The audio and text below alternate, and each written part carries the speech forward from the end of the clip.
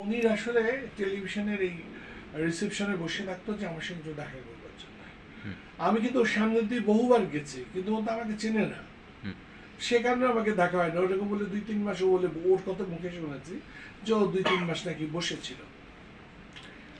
কিন্তু একদিন আমি যখন যাচ্ছি তখন পেছন থেকে একজন আমাকে ডাকছে, "এই মিল্টন ভাই।"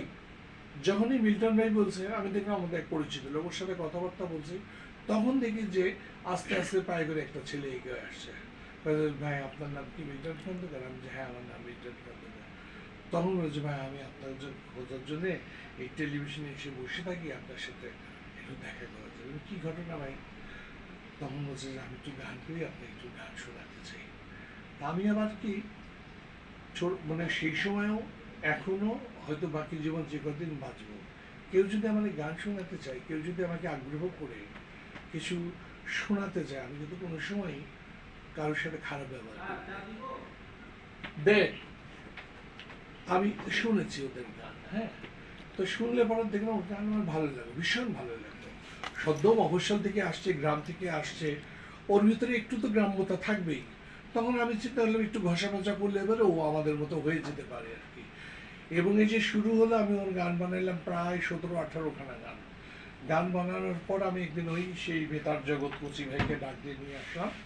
কচি ভাই বললো যে, "মিল্টন ভাই, ওর গান কণ্ঠ সুন্দর, সবই সুন্দর, সব কিছু ঠিক আছে, কিন্তু একটা সমস্যা হয় আপনার নাইলে শিল্পীর।" আমি, "কি সমস্যা?" "সবগুলো গান শুনে মনে হচ্ছে একটাই গান শুনছি।"